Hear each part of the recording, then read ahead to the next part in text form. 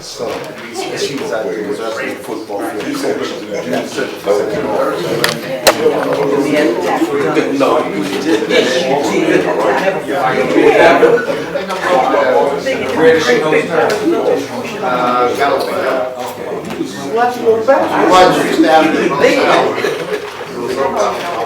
Is it still open? It's not going anywhere. Okay, are you ready? Good. Municipal Council of the City of Plainfield, budget deliberation.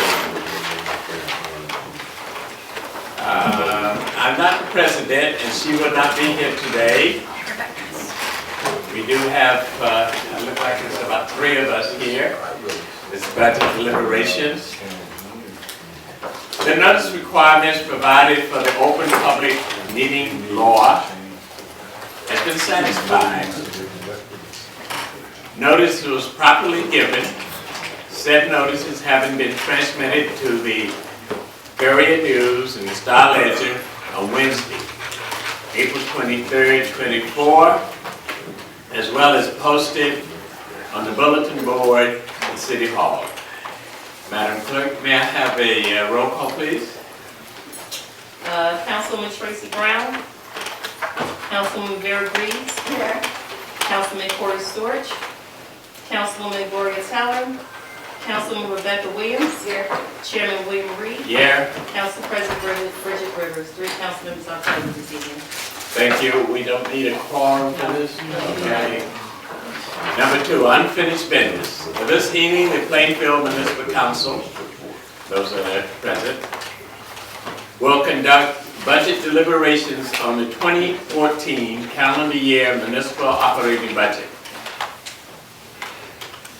This session is scheduled from 7 p.m., a little late, blame me, to 9 p.m., 2 hours inclusive, to discuss the following: Public Works and Urban Development,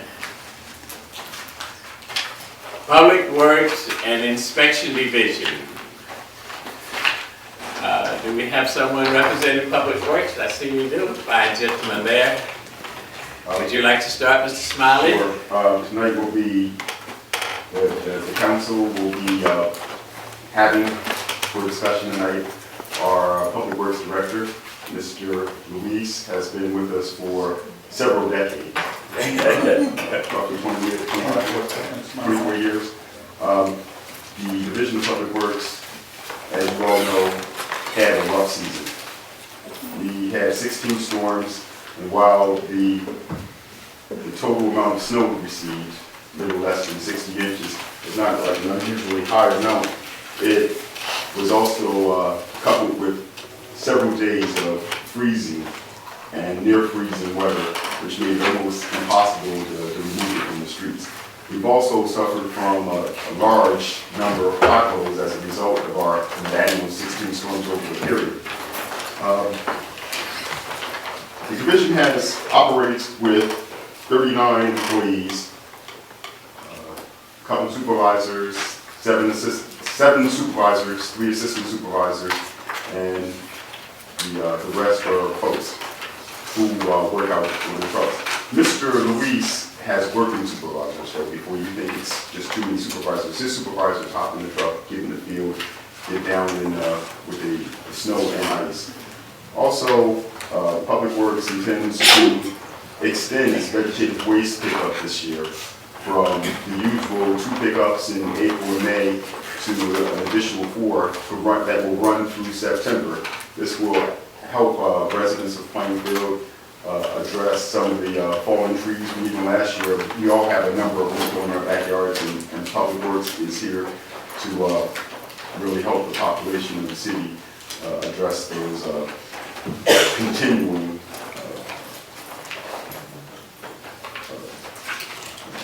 well, Mr. Luis has 9 areas that he'd like to cover, and he's going to speak to the council directly and to CISPAC. So, with no further ado, Mr. Luis. Thank you. Good evening, everyone. As I said, I'm John Louise, I'm the superintendent for the Division of Public Works. And as the city administrator indicated, the Division of Public Works does a wide range of activities, and we categorize them into 9 core services. They are tree maintenance, recreation maintenance, fleet maintenance, buildings and grounds, parking enforcement, sanitation, property abatements, weather emergencies, and road maintenance. Our goals and objectives, along with our budget, ties into these areas. And out of those areas, I know that most people are interested in the road maintenance piece. The mayor sent out a mailer in the spring, and we're going to be attacking our potholes in a couple of phases. Just to give you an example how bad it's been, in the first quarter, and actually it's not even up yet, of 2014, we spread out more asphalt than all of 2013. There is a whole lot more work out there. We're getting real close to bringing in a pothole killer. This is a one-man operation. It's very efficient and it provides a very good repair. It actually cleans the hole, adds the adhesive or the tackle, adds the material, and it puts on a stone dusting so that you can drive over it immediately. So it's a really cool machine and we're very excited to get it out there. I don't have a date. I'm looking for the first week of May, but we are in line to get that in. My staff, Public Works staff, will be going back out to do spot hole milling, and that's for smaller areas where we may have repaired the potholes, so we have to go back and actually cut them out because the rotting surface is still bumpy. We're also going to have a Morris County co-op vendor come in and do some of the larger spot millings, and that will be scheduling shortly as well. And of course, the last component would be the overlay program, and that's done through the engineering division. We also, last year, I talked about our salt brine. As the city administrator indicated, as everybody knows, it was a very rough winter. We were very fortunate not to run out of salt. I'm sure everybody was aware there were salt shortages, but I think one of the reasons why we had salt was because we had that brine as part of our toolbox. So that came in really handy this year, or this past winter.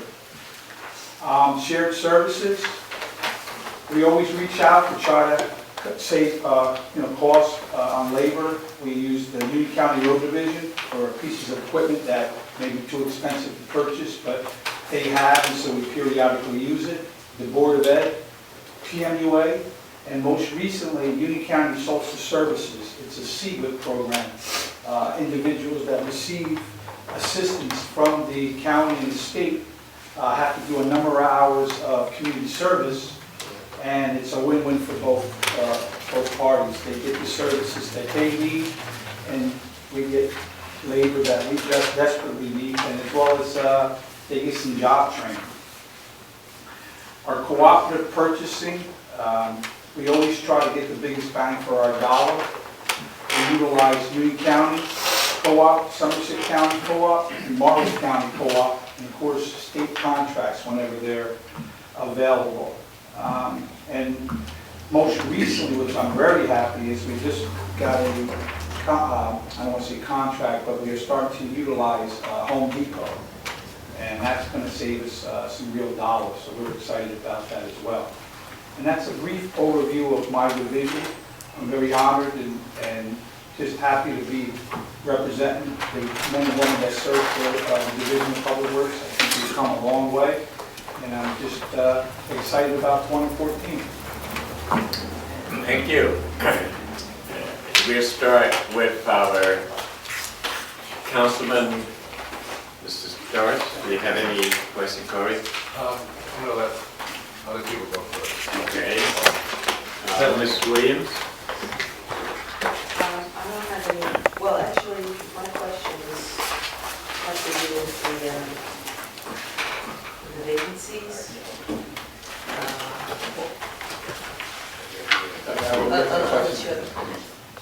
When we ready to ask you quickly, we're going to Are they being filled? I mean, this, We already filled 3 of them. okay. Happy. So there's still one, and we will be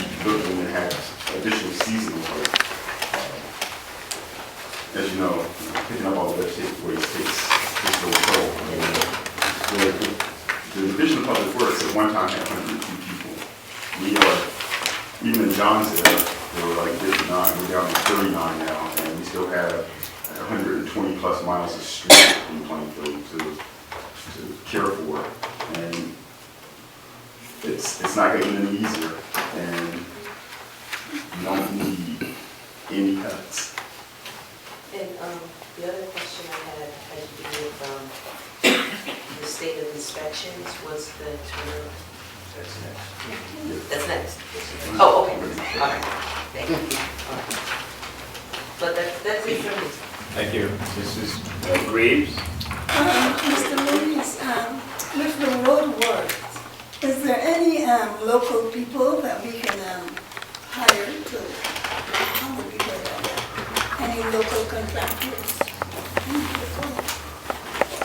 The issue that I have normally with local contractors is, when we spend over a certain amount of money, I mean, Mr. West can speak a little more in detail, but we're bound by state requirements and things like that. So we have to go out to bid and things like that, unless they're in a co-op and that bid process already took place. So it's more complicated. It's a small amount of money, which road work generally isn't.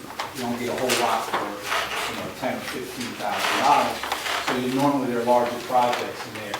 There's a whole slew of laws that kick in that, if a local vendor meets those requirements, like I'll give you an example, during Hurricane Sandy, we did utilize some local vendors.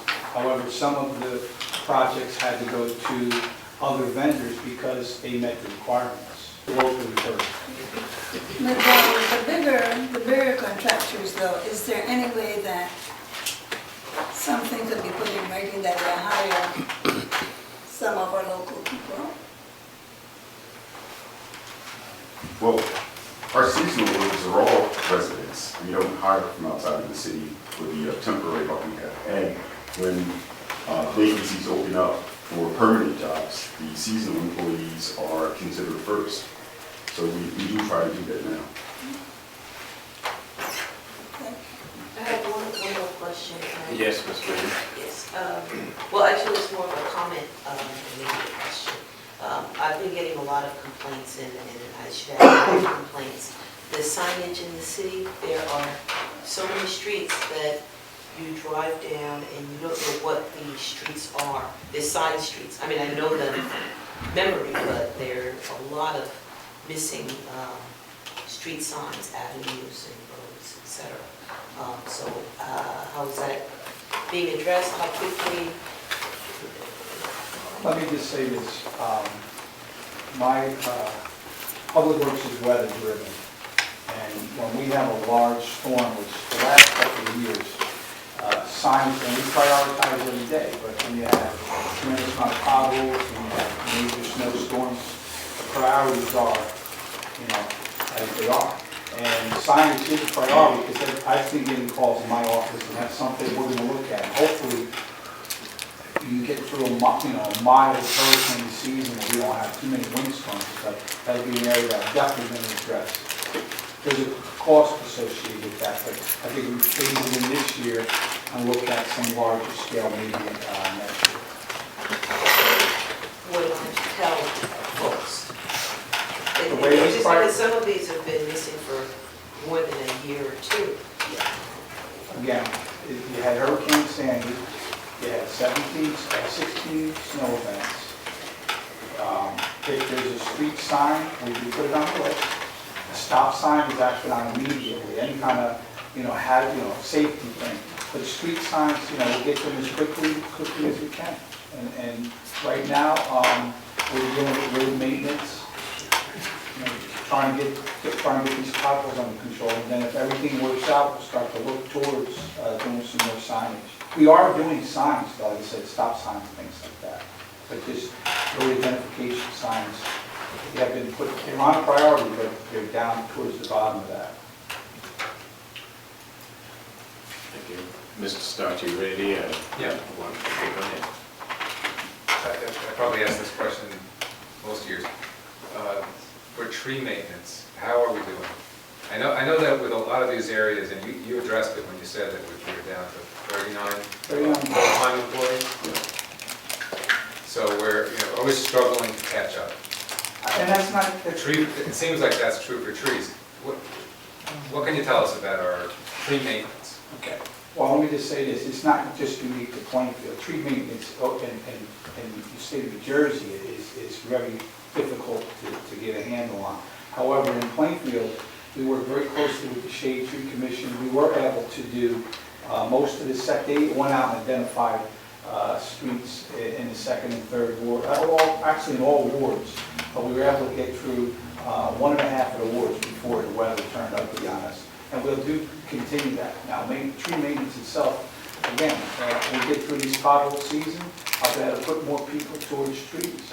But, I mean, every day we prioritize, and we have a dead tree that's out there, and because a lot of times when the tree complaints come in, it may be hazardous to the complaint, to the request. I shouldn't even call them complaints, they're just their requests. But when we go out and identify them, there are things that we can hold off on. So anything that is hazardous, that we deem hazardous, it does get scheduled right away.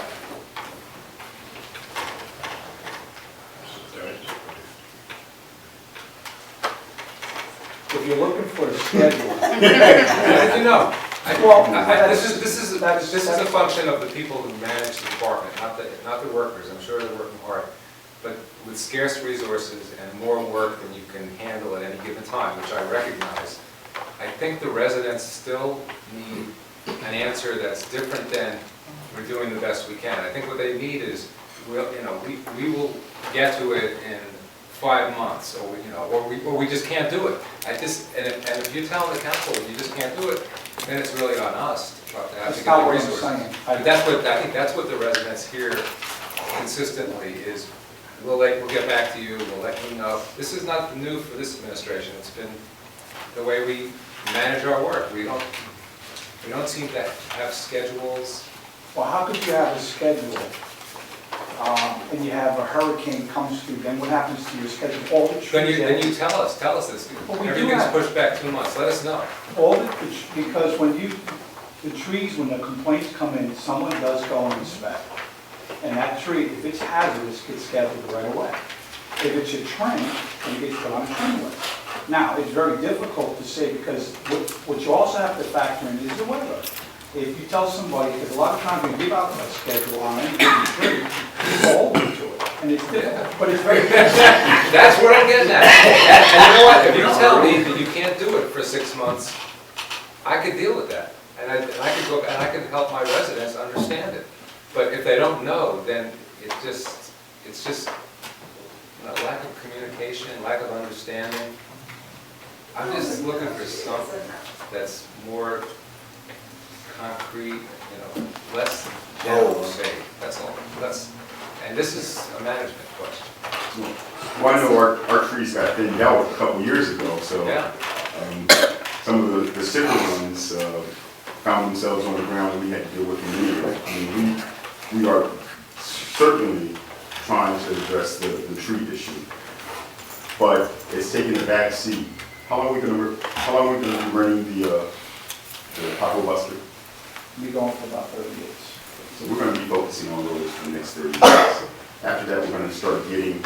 Okay, see, that's good to know. We could tell people that.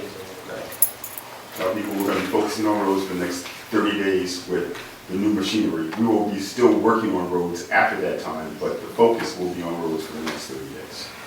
After that, we'll be going back to his list, his schedule. He'll be prioritizing trees, streets, drainages, the pickup for vegetative waste that we've now included, and we'll be seeking part-time help, seasonal help to get us through those heavy periods. So.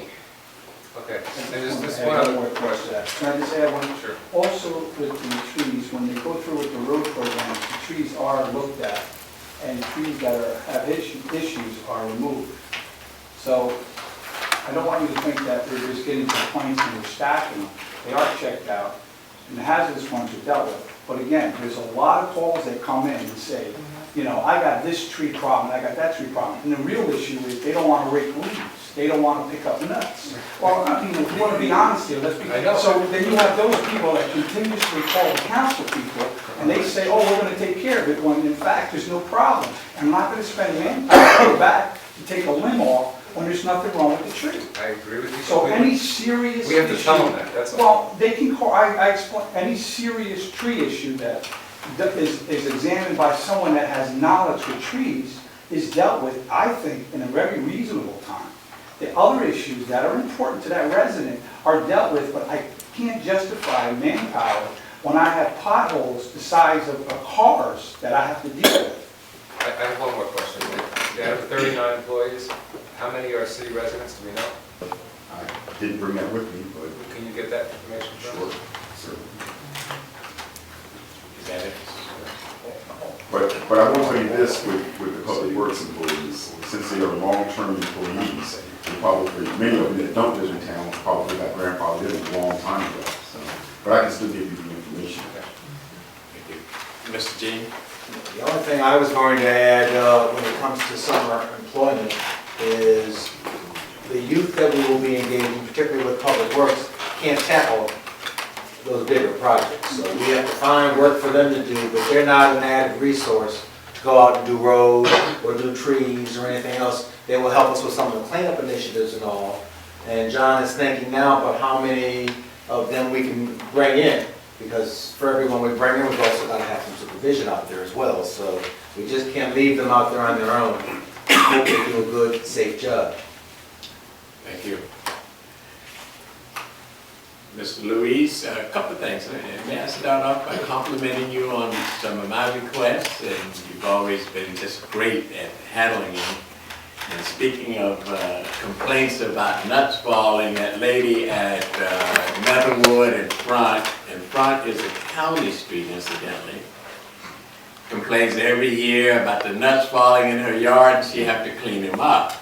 And Mr. Louise contacted the state, and I think they pacified her somewhat. At least I haven't heard yet from her last fall, so that's good. We also take care of potholes that we're going to repair. As an example, at 2nd Street, I called him a couple of times and he got to it, and it's a little better. Let me ask you this, on the new equipment that you're getting, is that a major piece of equipment or is it something minor that's out there? And how did you buy it, through the capital improvement program? Are you referring to the pothole The fill? pothole fill. Yeah. That's actually, we're going to be renting that. Oh, renting it? Yes. Okay, Here's some information on it right now. all right, good. It's the equipment, because it's very expensive and it's a proprietary piece where they have a patent on it. They only rent it. You can't purchase it. You had purchased, and I think you did very, very well last year, and the year before that, using that piece of equipment that you rallied for back in 2007 and 8, and finally agreed to trench them in. And I suggested last year that you pick up the usage. You did 6th Street. Nothing happened with that, no potholes, anything. Woodland Avenue and some other places. And I would suggest that you look at that for some use, immediate use, if you can. And that's that spreader and all of that equipment. That actually, we're working on that now. That'll be the next phase, that and the Morris County Co-op milling. Okay, and the company we just hired, I think it's for I remember the price, $35,000. That's the pothole fill, yes. Okay. On the trees, I know Union County has a crew. Can we do some shared service with them, perhaps to improve or get them to come in at no cost to us, or very low cost? And if you wish, you know, Mr. Green is instrumental in assisting in those type of cases. If you need someone, I would suggest that one of you call him and request it and see if we can have them come in at no cost or very little cost, if you will. You follow what I'm saying? And that may help. Did you mention that you also do the maintenance on the playgrounds, football fields and so forth? That's correct. Okay, and as you may know, we got a lot of complaints on the condition, and I was told that one day we're going to have the artificial turf and et cetera, et cetera, et cetera.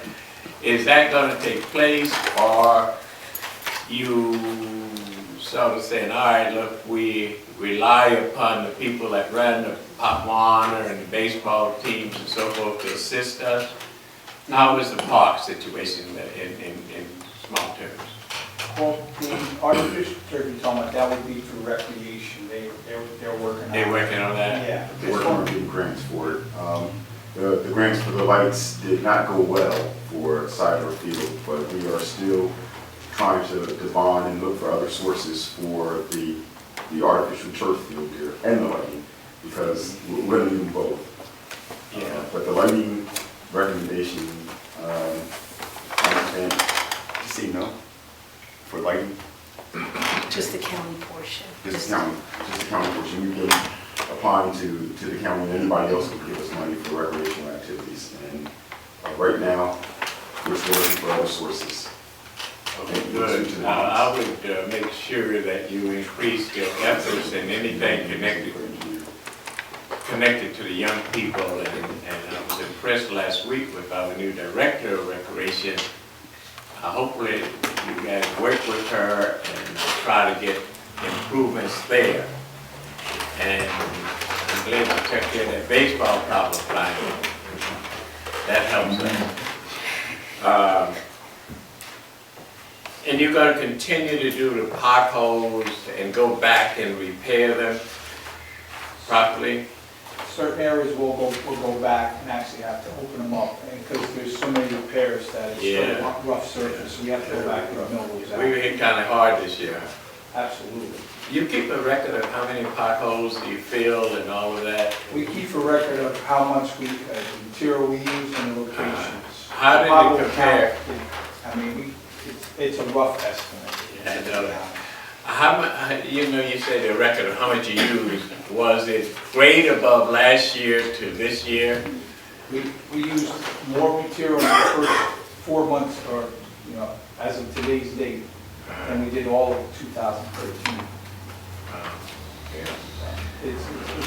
There's a lot of stuff out there. Okay, now, I called you once on a sign that, I think it's on 7th Street, and you immediately got out there and replaced it, and I agree with our council lady that we need to pay a little attention to that, and that's another item you may be able to get Union County to come in and give us some assistance. I do get a couple of complaints, and I said, you miss your street? They said, no. I said, well, we'll get to it, because that is a low priority item as far as I am concerned, but of course I only sit here and holler at you guys every once in a while. You've hired some new people, Yes. and is that, how many do you think? Three positions were filled. Oh, 3 only? Yes. Now, the people that you get is coming in to assist, you mentioned that from Union County and those other agencies that have to have people work, about how many you're getting for them? The Union County, we're up to 4 now, and because it's a new program we just started, so they screen the individuals and then they send them down for interviews. So we have 4 currently coming, and they keep 30 hours a week. Okay, this was the same type of program you had when Sandy came in and you needed people to help clean up?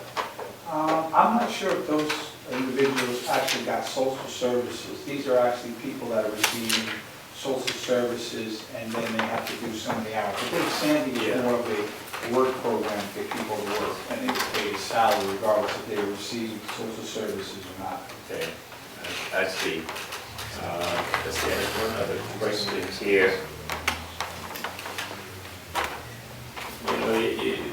The budget didn't move very much in your case as far as salaries are concerned and so forth. What was the total increase in that budget, Mr. Smiley, you know, and, This upcoming for 2014 is 5% over the last year.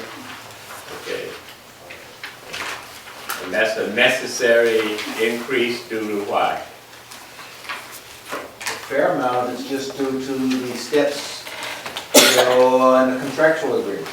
Okay, and are we in the labor negotiation with that group yet? Yes, all groups. Well, all groups' contracts are expired. Mhm. And are you? We are actually currently in negotiations with the Teamsters. Okay, are you suggesting that we have a council that's not very kind to you as far as spending money and giving increases? And if you need to, you can blame me. I don't care. But we do have to be very careful. The major, and the most complaints that I get, of course, you know, I've said it here and previously, and I keep saying it, is tax increases.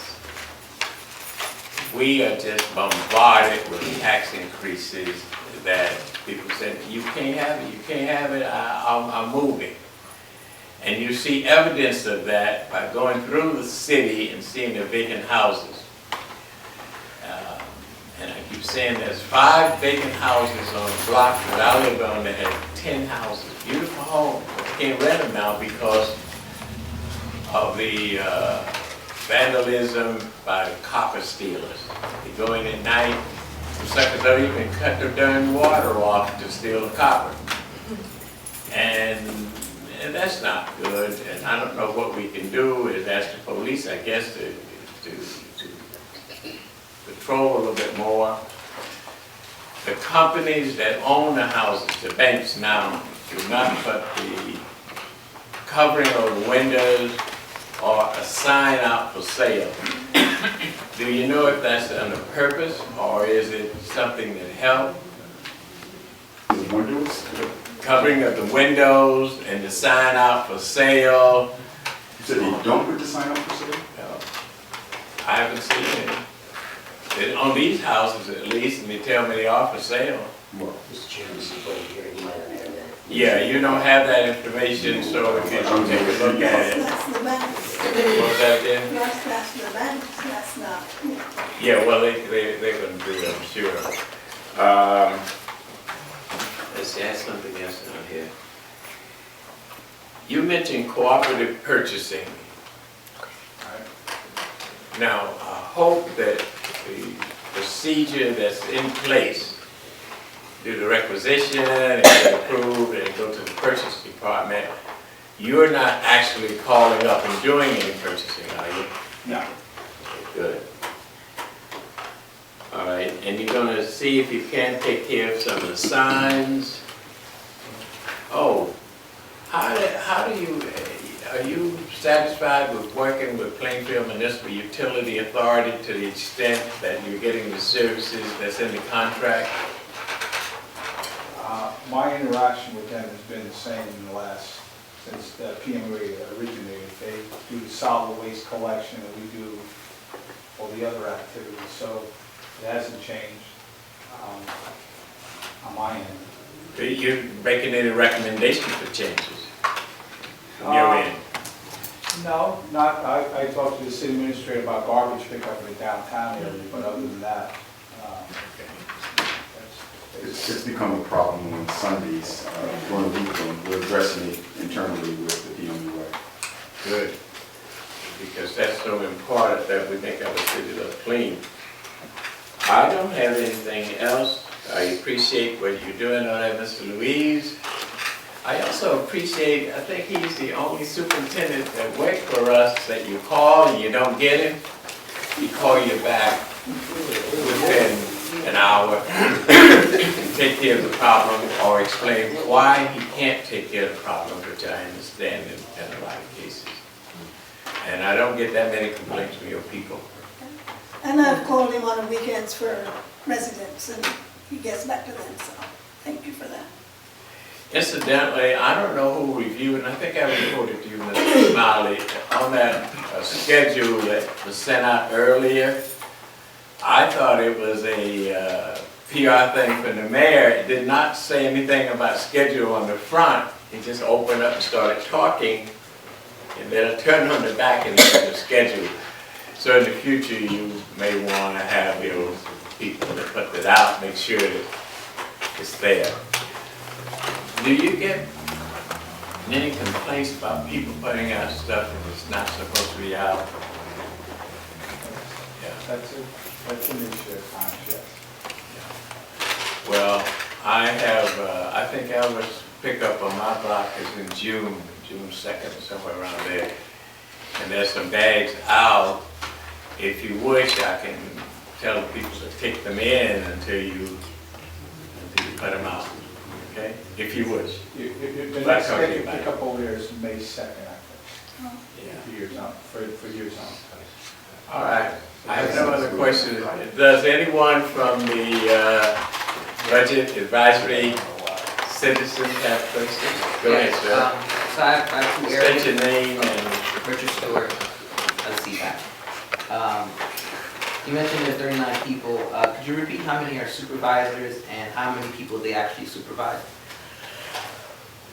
It's seven supervisors and 3 are assistant supervisors. The numbers vary from 3 to 5 individuals at any given time. But in addition to that, as the administrator said, they're working supervisors. There's a lot, Public Works field has changed where there's a lot of reporting by the DEP, stormwater management. So those employees are responsible to make sure that that information gets back to me so we can follow for our annual reports and things like that. So on average, each And let me just add that as the positions become vacant, we have been looking at them. Most recently, we had a supervisor position that was vacant. It was downgraded to a senior public works repairer. So we also were looking at that, because some of this stuff I inherited when I took over, and it's a process. And regarding the seasonal workers, I see that the requested amount is 100K, the recommended amount is 150K, which is a 50% increase. But then they stated that the seasonal workers, because of their inexperience, they're not able to do the projects that are needed. They're mostly, seems like they're mostly cleanup. How many people are hired for the seasonal workers, and is the value that they're actually, the work they're doing equal to how much is being spent? Let me just back, the number was raised because we were offering 4 additional pickups. Okay. In years past, we had, I believe, it was 6 or 8, and we increased it to the summer pickups. So that's what the increase was for the amounts. The employees get $12 an hour, and they have basic skills. The employees that Mr. West was speaking of is a different program. Those are out of, they're young adults. Sometimes, I don't know what the age requirement, I think it's like 16 years old. So sometimes it's a little difficult to place those employees with jobs that we have at the yard. The ones that I hired for seasonal generally have a driver's license. They have some basic skills that we definitely get our value for $12 an hour. And how much are the 16-year-old seasonal workers, that tier? How much are they being paid? They range from minimum wage to $15 an hour throughout the city.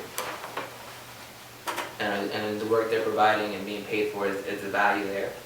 And are they doing the amount of work that the city's paying them to do? The intent is that they certainly do that. We are looking to make sure for this summer that the jobs that we are going to move forward with are real jobs that will provide a learning opportunity in addition to an income. But as far as past seasons, does the public works feel that they're getting value for the work they're paying for? Let me just, because I don't want to mix up the two. That's a different program than the seasonal that you're looking at in my budget. That's a grant-based program with county usually, and maybe some other federal or state. The seasonal employment that I'm stating in my budget. So these seasonal employees are the garbage, the help for the garbage? Well, they do a wide range from park maintenance to pothole repairs, any function in that core services I mentioned, we utilize them in. Then there's a summer program that young adults, there's requirements with the grant, but that's separate from the number that you see in front of you. Okay. And you previously stated that the value the city's paying, you feel justifies. Oh, absolutely. Thank you. Yes. And let me just say, that was one of the things that, talking, I believe it wasn't, I had another person call about signage, and I can't remember who it was, but that was one of the things I was looking at, possibly having some of those, depending on the age group that I get, to actually go around and not only address some of the missing signs, but the faded signs that there's ordinances that are no longer enforced, they're being enforced, so we must just take those signs out. So those are things that I'm looking at based on the amount. But, you know, you get a certain amount of people and you have a lot of activities, and you just want to make sure that the city's getting their value for their money, and I think we do that. Michael Horn, I wanted to piggyback off of Rich. Like what he said with the summer help, you have a supervisor. Are they not teaching these kids the proper way? What I do is, I take it very serious, the young people that come to the public works yard, because I think it's more than just them having a summer job. Exactly. I was raised old school, I had an older guy, you know, I had to be there, you know the deal. Yeah. So I try to mentor them as well as have them just come to the yard. I talk to them, I tell them how important it is not to come in with headphones on your head. You should, you know, your pants down, your sneakers untied. These are things that, believe it or not, sounds like common sense to people, but to them, they don't look at it like that. So I do my best. I'm here 6 in the morning. When they come in, I try to mentor them. So. But are your supervisors that working under you telling them the same thing? Absolutely. Some employees, some of my supervisors, you know, because again, some of the young people that they send to us, they have minimal job experience. So I'll try to place them with someone that can mentor them. It doesn't always work out that way, but we do the best we can. And the killer, is that going to cut back on the man hours with the potholes? What I plan on doing with that is, and I should have mentioned that in my statement. Right now, pothole crew is 2 to 3 people. So what I plan to do is, if I get the pothole killer out there, that'll free up at least 2 employees, 1 or 2 employees. Take those employees and stick them on to the spot milling, which Councilman Reed mentioned, because it takes manpower to run the equipment. So I'm trying to.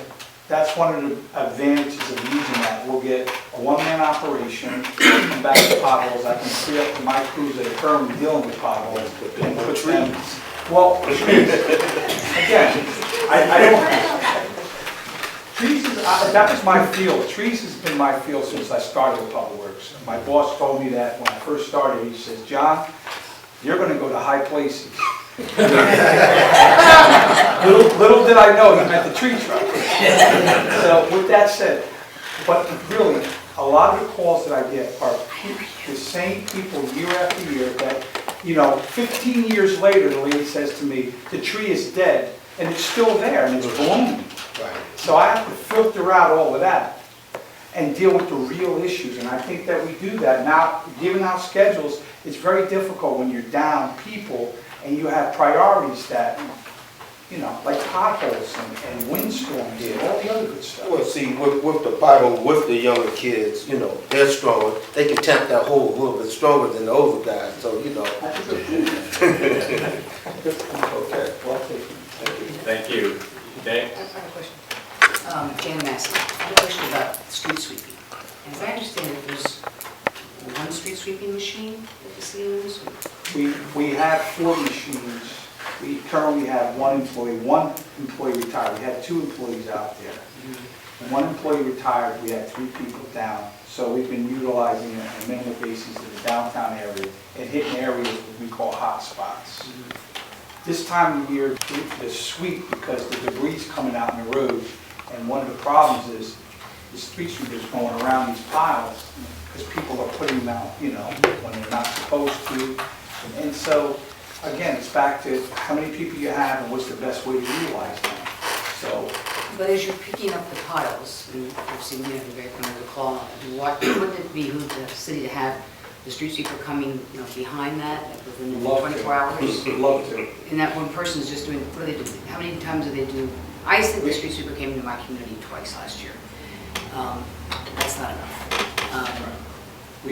How many hours does it take to do a zone? Is that 10 zones in the city? It could take you about 2 to 3 hours to do a zone. Two and But in addition to the zones, the downtown, the business zone has to be swept every day, 7 days a week. So 2 to 3 hours a day out of that work day is spent in the downtown area.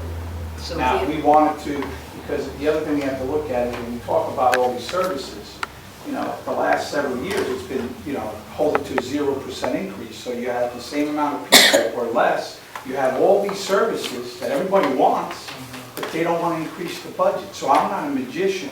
I have a limited amount of resources. And again, if people call me and say, I haven't seen a street sweeper in 6 weeks. Well, in front of my house, you have to clean in front of your house. The services is in addition to what you're already doing. Even if we came 4 weeks out of the year, you're going to look at a piece of paper in front of your house for how many days? So can you Come on. support the amount that the street sweeping, the one person does with the street sweeper that you have functioning at the moment, and how much area or mileage he covers or she covers? They do about 25 miles a day. 25 And miles again, a day? yes, and again, he has to do the downtown area, and then we send them out to the hot spots, like where candy stores are, in certain areas where there's a lot of trash, because that's what they're really out there for. They're out there for trash. And street sweepers are designed to pick up paper. So how many miles do we have in the city then? We got 107 road miles, it's 214 curb miles, 107 road miles and 214 curb. because it's 2 lanes in each. Oh, you're right. Yeah. So 214. You have to so- double it, yeah. And again, I plan on, now that we just hired these 3 new people, I plan to put another operator out there. But again, there was a lapse when, somebody, he unexpectedly retired, he had an illness in person, I so, mean, not to beat up on you, but basically, there you go. Right. basically, when you pick up the pile, which was, nice with the pile going, my street looks even worse now because it's spread all down the Well, street. the other so- thing, there's pros and cons. Again, we tried to go to all bagging, and that would be great, because then the streets would be cleaner, but the residents didn't want that. So you go with the more, I don't want to say messier, but it's more debris left behind when you do a loose pickup. Right. And unfortunately, well, what do you want to do? Maybe you have the answer. All What's bagging, all bagging. Well, That's the only that's community good for that does you, if you want to say that, Westfield but has there's it. 50 other residents that may disagree with that statement. We've tried it, I wouldn't say we're not open to it, because I serve the community, if that's what they want, that would be a cleaner operation, but again, it's more cost to the property owner, because the landscapers charge the bag. Your elderly residents that still can go out there and rake it out in the street may not have the ability to bend over and actually bag it. So all those things came up when we went to an all-bagging system, but again, it could always be revisited if you want to see that. Isn't that a state mandate though? Something about bagging, if you clog the storm drains? The stormwater regulations recommend that you go to an all-bagging, but they know that in some communities, that's why they have been leaning on that enforcement, that it's really problematic. So it's not unusual for the state to put something out there to see how it works. Anyone else in the group over there that have a question of Mr. Louise? My only comment was, I called you, I never got a call back about the tree. I was afraid of a choice worker at Kenyon Avenue. Kenyon, I called because branches are falling off the main You tree. called me about a week ago. Yep, Yes, you forgot to call me back. yes, I did. I apologize. Yeah, that's okay, though. But I'm just saying, because it's more than just tree maintenance not being a priority, because I can see a branch fall down and it breaks off and it's all on the ground. I'm afraid somebody will walk down and that branch will fall down. Normally, if a limb comes down and it's off to the side and it's placed along the curb, if it's a hazard, we'll go back and get it. But I'm not sure exactly what happened in your location with that. It's not coming to me right now, but again, I don't want to seem, all the calls that come in, I take very seriously, because even if it's a simple call, it's important to that person. And as a manager, you have certain resources and equipment, and if you have a tree that's about to fall on your house, and the other neighbor's complaining because she has too many leaves to rake up, it's my obligation as the stewardship of it, is to deal with the priority. Yeah. And that's what I do. You know, that was my only concern, because I see that sometimes you see a branch will fall down, and I'm afraid that somebody will walk past and sue the city if they get hit with a branch, a falling branch. That's just one other factor to think about when we prioritize the tree maintenance. There's a limb that came down in front of your residence. I don't think you mentioned a limb coming down, but you said that there were some dead limbs. But I could be wrong, so I apologize. Oh, no problem. Thank you. And the last comment I'd like to make, do you have a chance to look at the specifications on repaving of our streets? And if so, try to solve that problem where there's a trench open up in the left, either right or the center, and it causes a lot of problems. And I think Scotch Plain solved it somehow. I don't know. It opened up in the center for the most part, and keep doing a good job. Also, thank you for removing that log pole that fell down. Woodland Avenue? Yeah, Woodland Avenue, I see that finally.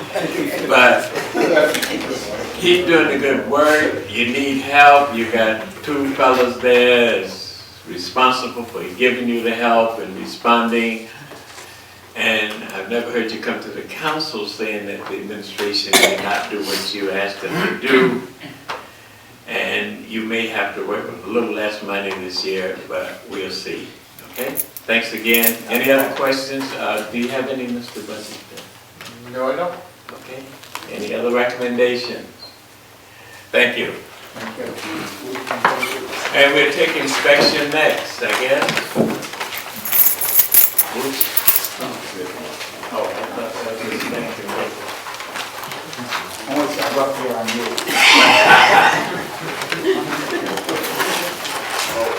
Thanks again, John. And keep the street sweeper off my street. We have good guys and ladies that get out and clean and curving and so forth, so you don't have to come up that often.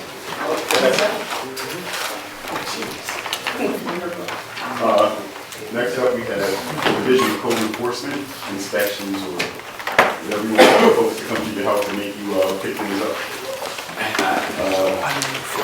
With me tonight is Audrey Counts. She's been with the city for 27 years. She's been our acting director of code enforcement for the last, 18 months.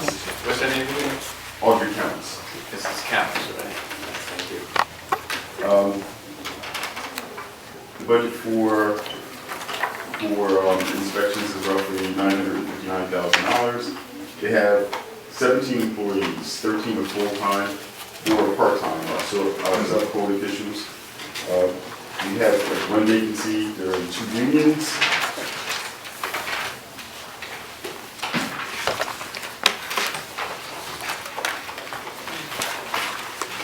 Now, code enforcement has something unique within it that other divisions don't have.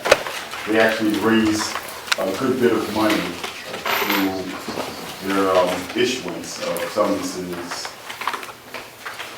through various avenues, through providing permits. Their funding sources are primarily through certificates of compliance, sales and rentals, certificates of occupancies, building, plumbing, electrical and fire permits, liens, and court fees.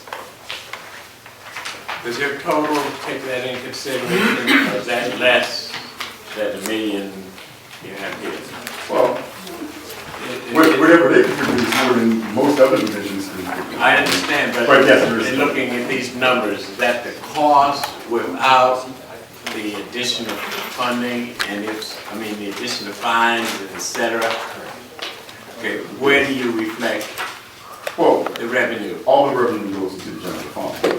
They didn't actually get it, but let me go ahead. They collect year, $782,018 in revenue collections. They issued, they had 15,744 inspections performed. The number of complaints they responded to was 101,065. They had 3,283 summons issued. The Uniform Construction Code issued 1,589 permits. They also had a number of certificates of compliance and COs issued, 179. All of these are up from the previous 5 years. So the 17 folks that are working in the division of inspections have been very busy and have been taking in a good bit of cash and issuing summonses over the last year. Like I said, they're all up from the previous year, and most of them were up from the year before that, 2011. Now, is this the agency or the department that only 14 inspections were reported at our last meeting, or is this something different? Different inspections group, we have 2. Yeah, that was We helpful. have health, and then we have what I call residential, Yeah, pure residential. Yeah. Like I said, they did 15,000 inspections. Okay, are you going to let Mrs. Counts? I figured since she stays. Good evening, everyone. My name is Whitney Counts. Again, I'm the acting director for the Division of Inspections. And I just want to read off a couple of inspections that we do. We respond to complaints. We're first responders to disastrous events such as floods, hurricanes. We do area inspections, sales, rentals. We do relocation, no heat, illegal occupancy, overcrowding. We respond to fire complaints, police complaints. We do special projects. We do the liquor license inspections. We do pool hall inspections, seasonal inspections, that's brush, leaf, snow and ice. And for the Uniform Construction Code, we do the building, plumbing, fire, electric, those inspections. You are acting? Yes. How long have you been acting? Approximately a year? It's over a year. Yeah. Is there any plans to fill the spot and make her the director? And what's the difference? We can't discuss personal matters of individual positions. Well, discussing the position of acting director of division, I'm not speaking to you, Mr. Council, calling your name, as I'm not supposed to do. And I'm just asking, are there any plans to get a permanent director? We have put funding in the budget to address the director's position. We've only put in roughly 6 months of funding for it for obvious reasons. Yeah, it's going to be about 6 months budget. Okay, so that position will be filled in the next month or so, you're telling me? Well, if the budget goes through, the position will probably be advertised in the next month or so. Okay. We can't advertise it until we... I understand all of that. I'm just wondering, because acting to me is like, you know, you're damned if you do and you're damned if you don't. When you're acting, I'd like to see us make if we make a transfer, I have to put someone in for a minute to do it, about a year, golly.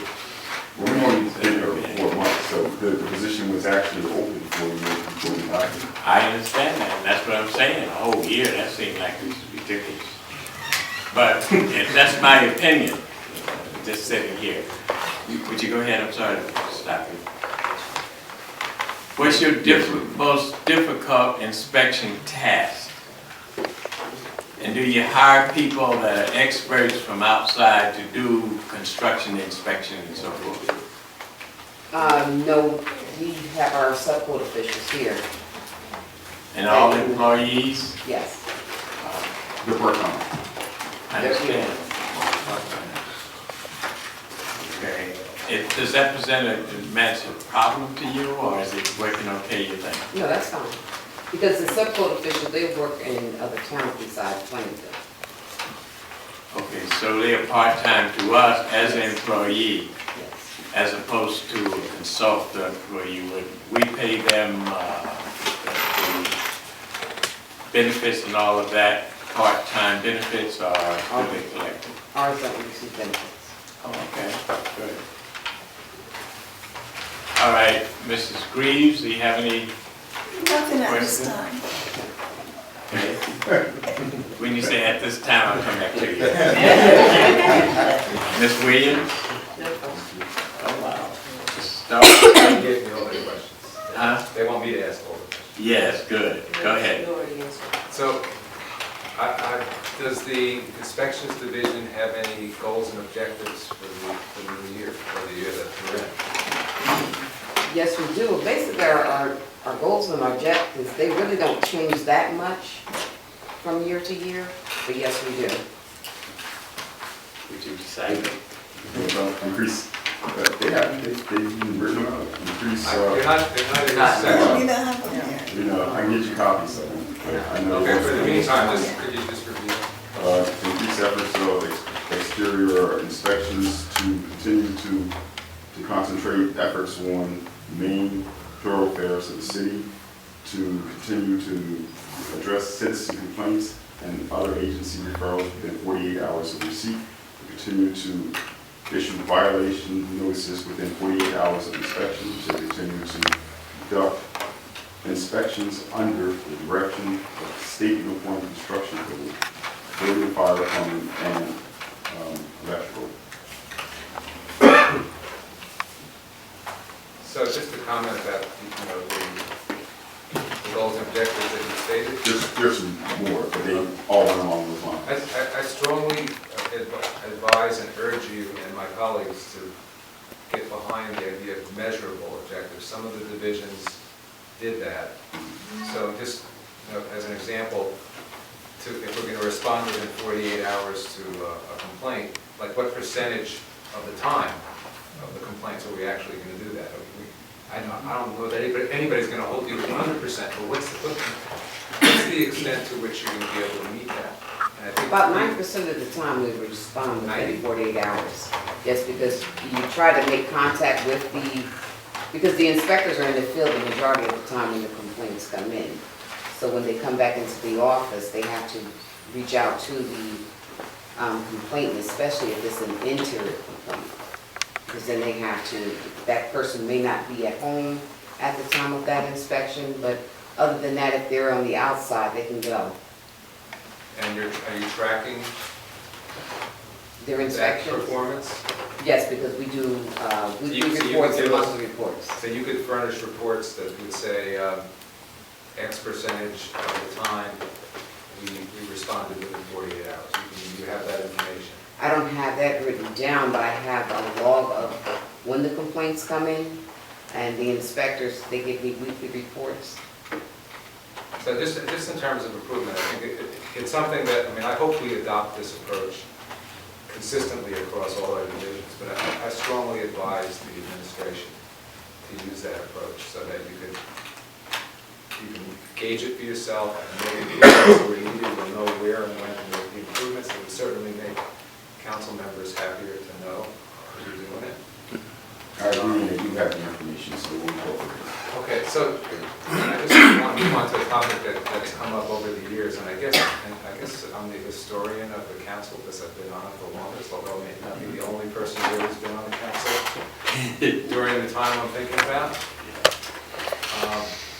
There's been discussions in the past about the focus being on the volume of citations that the inspections division right now writes, as opposed to targeting where they need to cite properties the most.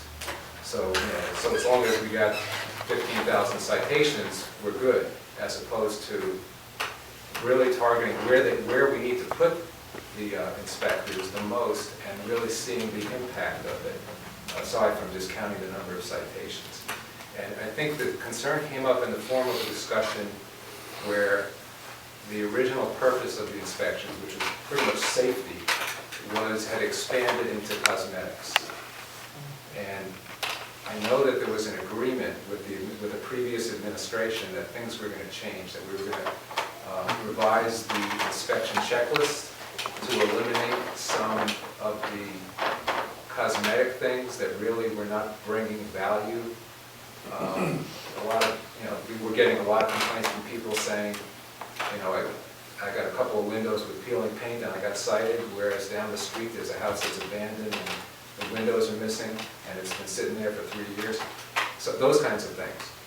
So it's come to my attention recently that we're still citing properties for cosmetic reasons. So I just want to get clarity on where the inspections division stands.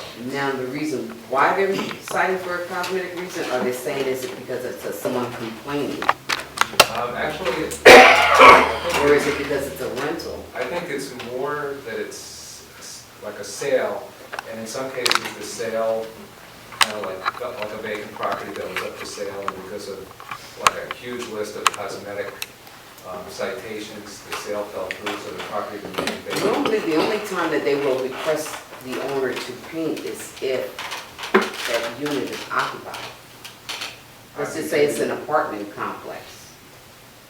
I already brought one property to the attention of the city administrator that was a sale of a vacant property that I went to look at it, and there wasn't much. The paint was in better shape than my house, and my house was pretty good, but it was cited. It was cited. It was cited, and the prospective buyer got really pissed off and walked away. So now we have a vacant property. So I don't think that's an isolated case. So they're gonna look at that a little tighter, you suggested, Mr. Storch, and get off some of the cosmetic stuff. Well, I think would have to be done. But I think we want to, I hope we revisit the checklist to see if we really did eliminate the minor things that. When that checklist was presented, who was the director at that time? It was probably Oscar Turk. All right, so you can bring up a checklist and forward it to us, if you will, and we'll review it, Mr. Storch especially, and give his comments back to you, and you can make the corrections to see if you can comply with it. Well, before I review it, I would want the inspections people and, That's what I mean, you make up the checklist, and if it's available, if the business administrator approves it, then he can forward it to us, I would suggest. I have one. Yeah, but I think we just go back to the code, because the code describes what the purpose of the inspections are, and the checklist just has to be in line with what the code language says. That's the key. Any other questions, sir? Ms. Williams? Yeah, actually, I just had two things. One is, this has come up in the past, but the question is whether it's possible to have an inspector have someone work more staggered hours, like, for example, I've gotten complaints that people do the illegal, non-expectable, non-permitted, I guess, work on weekends, particularly in the summer. I know that, it would be a union issue, but what is the administration, has the administration looked at that? I'm sure you have talked about it in the past. We would have to sit and discuss that with the city administrator. One of the reasons with that is that safety. That's a big concern, safety. Meaning? In the evening hours, because we never know what type of area we're going into. We don't know what we're walking into. Well, I'm thinking also of just on the weekend when people are maybe building an addition or something, somebody is driving around and they see some roofing work being done, who knows whether it's permitted or not, so, that kind of stuff, not necessarily going in, but just, observable things, someone's putting, a deck or, a second floor in a house, as has happened. And where you go into, It's not if I may, permitted. Ms. So Williams, that's just something that I wanted to bring up, and then the other thing was, a before lot you of the leave that, complaints. let's just make one comment. You can assist, police can assist you if you go into an area, correct? Okay, thank you. And the other one had to do with downtown code enforcement. For example, last summer on Front Street, a number of the businesses there had mattresses out in the street. Because I called Director Jackson a number of times about it, and they did. It was just incredibly unsightly, and it would cause a walking hazard as well. So I guess my question is, how are we doing on, it wasn't just that, it's luggage, it's clothing, everything being pushed out, so that people can see, but it creates a hazard. And I know we have codes against that kind of thing, so how is that? I haven't been downtown in about a week or two. It's just now spring. Right, when it's at the curb, that's a violation within code enforcement. And we have gone and spoken with these merchants, the store owners downtown to let them know that if you continually to put it there, we're gonna have this Department of Public Works come pick it up. What about, are they getting summonses? Yes, they are. Now, when it's up against the building, it's a problem, it's a zoning, which zoning says they can have it out there. In other words, When what it's you're against saying, the building, Even they can mattresses have it. laying against the building. So that means that's something that we need to write some ordinance. I think we need to correct that, and I thought it was corrected in the ordinances. You can't set anything outside of your store if you got a store. But that's in the zoning. It's in the zoning ordinance now, that they can have it outside their store. Oh, yeah?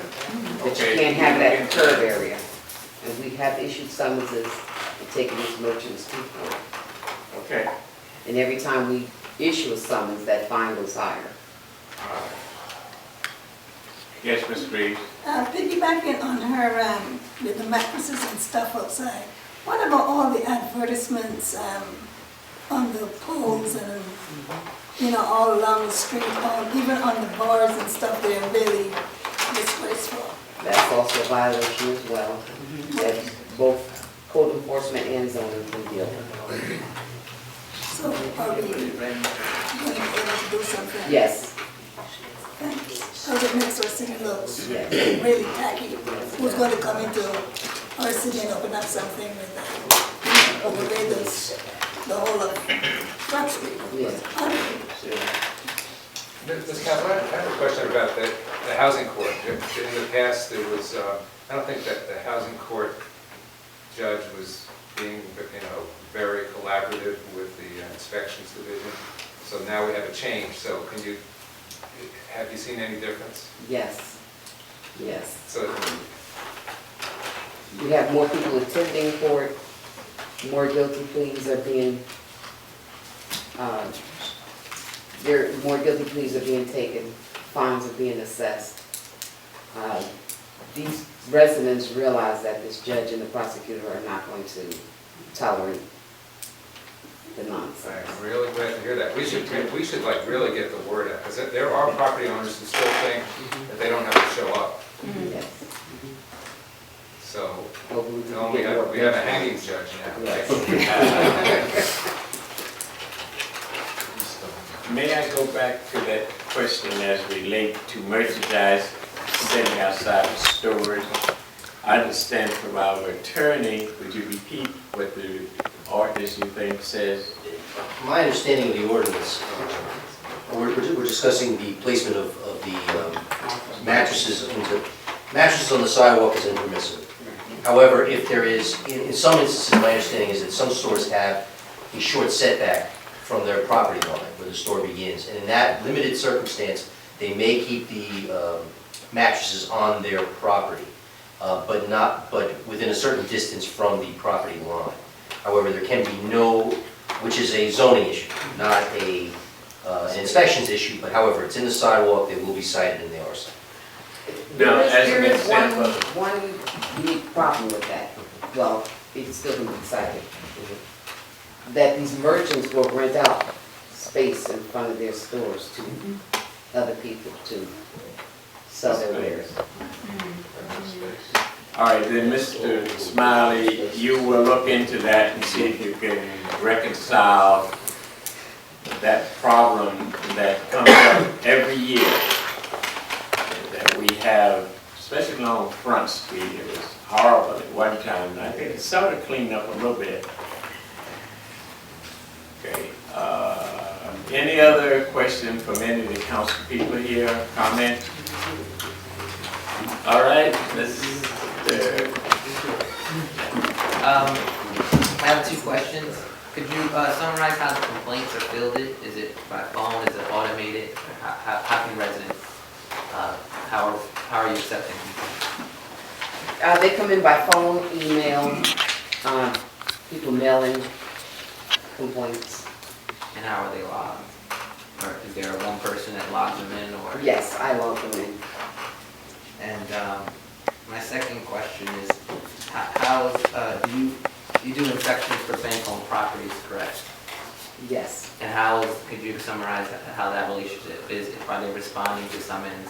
Are they taking the inspection seriously?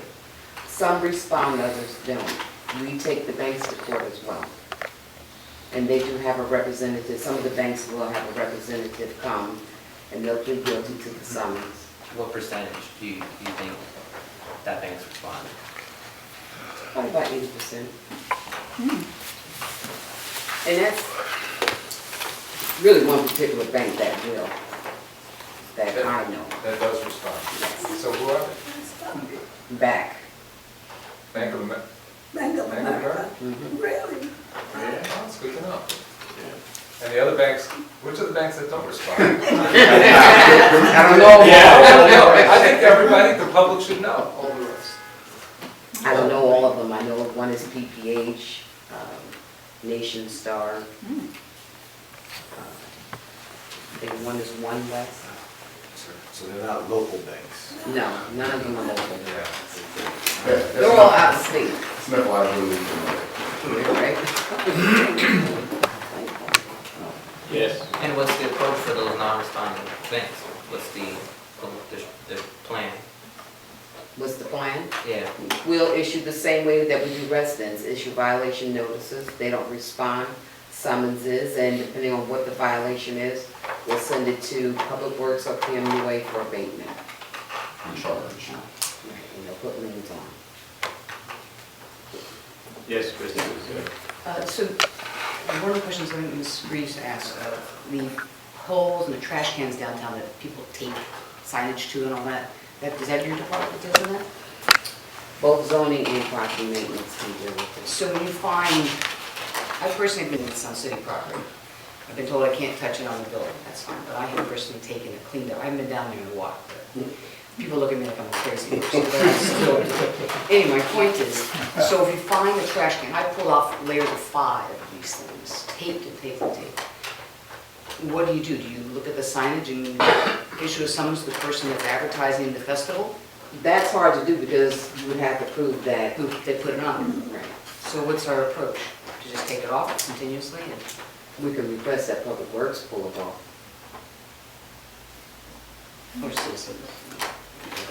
So there's no real thing that we can do to, I mean, I've had conversations with some of the business owners down there and they say, well, this is how we communicate. I said, well, I don't think you're supposed to do it on public property like this. We don't see one of the towns. Right. So, You know, even if it's in front of a store, is the store owner going to admit that they're the one that's doing it? no, but in the windows, we do have control of that, but they Yes, can we cover do. it, correct, not in the Yes. space. And you work with the business administrators, are you board, you report to the business administrator? Right now. Right now, I'm okay, also acting so- director for Public Works. Yes, all right, so you will help resolve problems like that? Sure. Good. The cameras will help. Oh, that's true. Well, you Some may, tape it. I've been sitting here for over 5 years and they walked in, we're gonna have cameras. We haven't had, yeah. Next over there. The Director of Administration Finance is trying to get over there. I just wanted to add a comment. Mr. Stewart had alluded to technology. And Audrey happens to, and inspections happen to be, one of the biggest supporters of this property management technology that I've referred to on several occasions. Yeah. Because they're the ones with the feet in the street, who won't have to come back to the offices with technology, and block and lot is what they live and die by. So she is integral to what we're looking to do with the deployment of technology. Yes, I agree with you, and I listened to that also in 2007. So if you can get it going, I'd appreciate it. Next.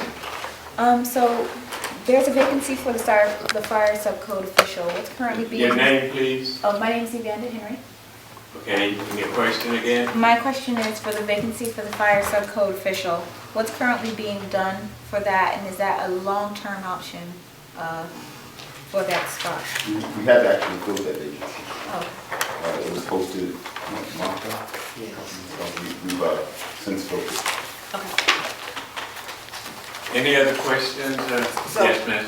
Joyce Wilkerson, what's the overall percent of an increase if you're talking from last year? 8%.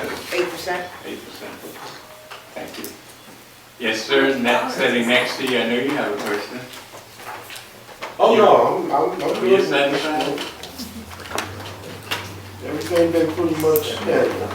Okay, we're moving right along. We have about 25 or so minutes to 9 o'clock. Is there any other comment from any of the administrators? Yes, I did want to respond to a question asked at the last meeting with regard to the health office. There was a question raised about the budget line for a public health agreement. And that line is basically used when we hire nurses. Years ago, there were nurses on the staff full-time. There are none in that capacity at this point.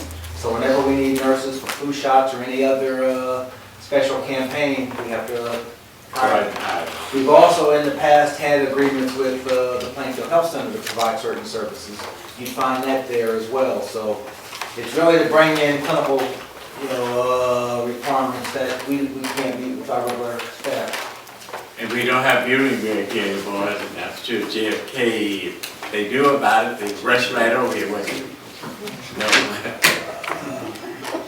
All right, thank you very much and good luck. And I hope next time I see you, that acting position will be full-time. Stop slipping Mr. Green cat.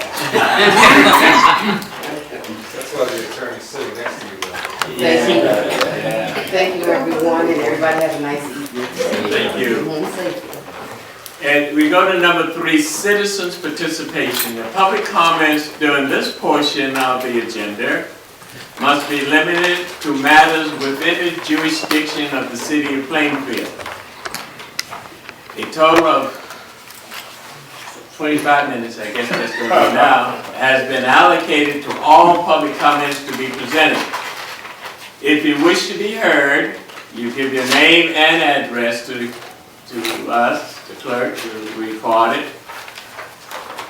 The amount of discussion on any single subject, as well as the amount of time any single speaker is allowed, will be limited. And it says here 5 minutes. May I cut that to 3 minutes? Okay.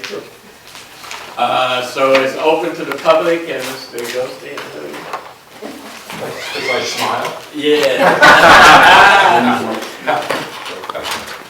Alan, Yes, Alan Goldstein, 939 Madison Avenue. The woman left, so she may be the one who has the answers, but I was curious in the light of the previous discussions we've had concerning Liberty Village, not that specifically, but how the inspections department kind of relates and deals with these larger complexes. Either, an apartment building, subsidized housing, and that kind of stuff. I mean, they have a slightly different approach. With what frequency are they able to actually go in and inspect those Very good facilities? question. And they only do they do it periodically? Do they do it once a year, or do they only respond to complaints?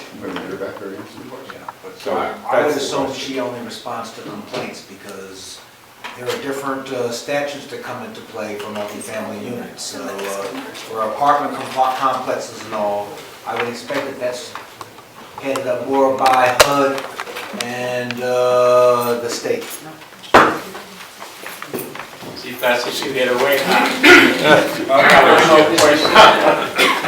They would relate to. Mr. Goldstein has a good question. We just decided to. I'm sorry. Thank you. I was asking what arrangements or how does the inspections division deal with larger complexes? Like some of the subsidized housing or some apartment buildings nearby here.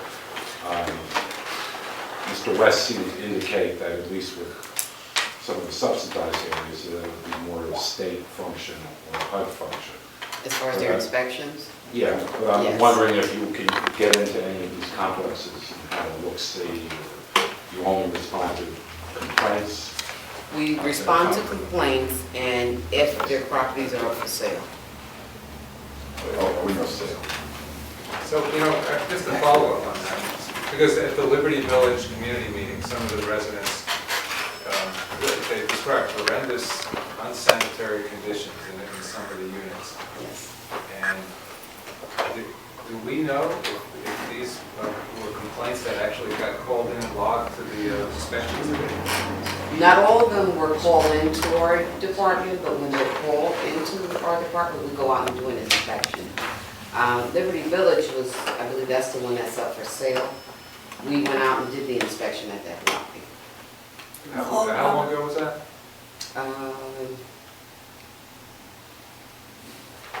Approximately. Like sometime towards the end of last year, I believe.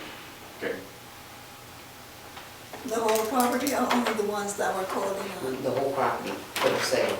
In the inside of the units too? Yes.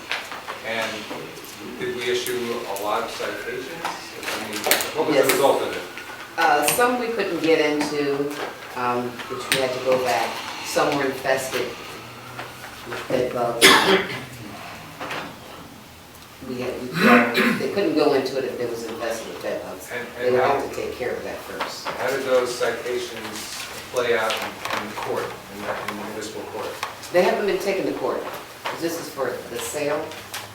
They can't close on it until they complete the violations. Not only did they have code enforcement violations, but they also had it through our Office of Construction.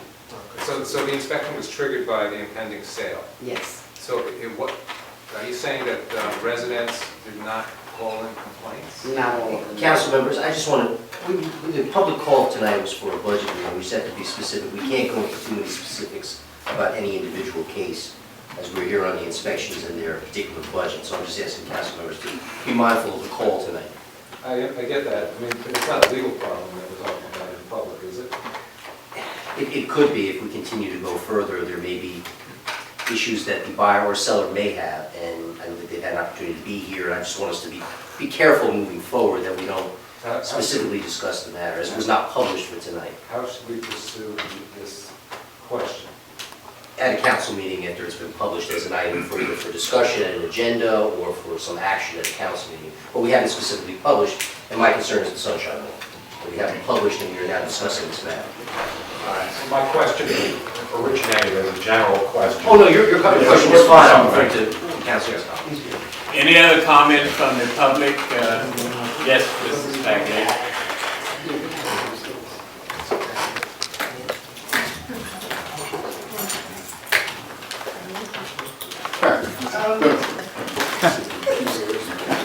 Denise Bagley, 124 Thank you. East 7th Street. I was just concerned about, I mean, a lot of people have been on the council a long time, been in municipal government a long time, and, I mean, the whole municipal code is online now. If you want to look up their certificate of compliance, there's as Ms. Counts mentioned, there's various modalities at different times. the DCA does an annual, does a multifamily inspection every 5 years. And that's, the tenants need to know some of this. They need to get that truth in renting booklet from the state. Maybe they can get free ones from the Assemblyman's office, because he sponsored a bill getting them for free. They don't get to the tenant. But there's DCA with multifamilies, and sometimes they employ local people to carry out the inspections, but at the time of sale, or I believe also at the time of a turnover in an apartment, there's a certificate of compliance. And all these things are accessible to anybody with a computer or a smartphone or whatever.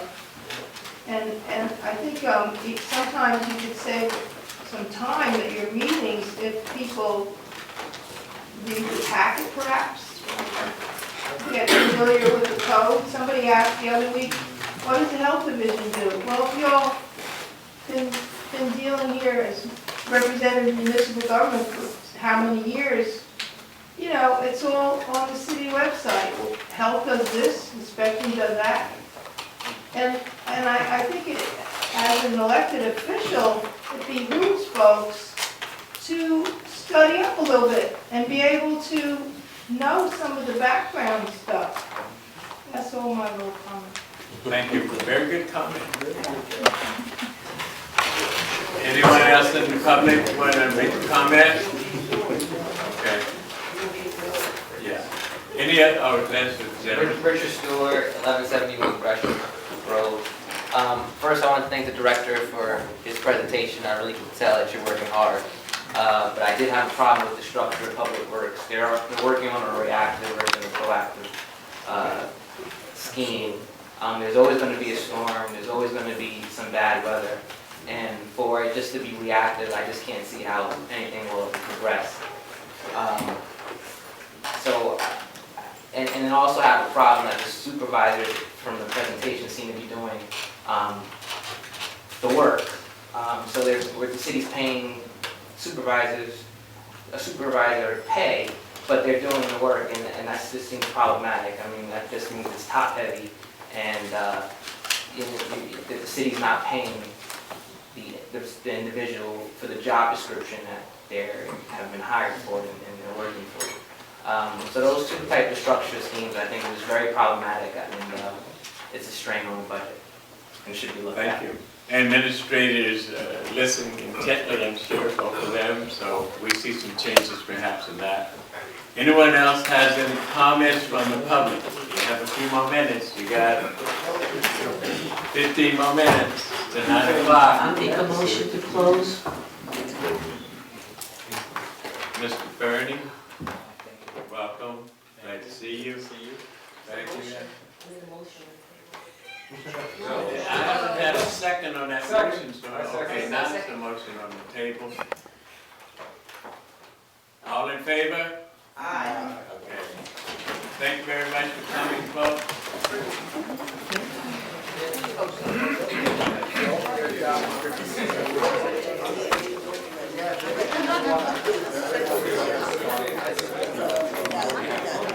I have a theory.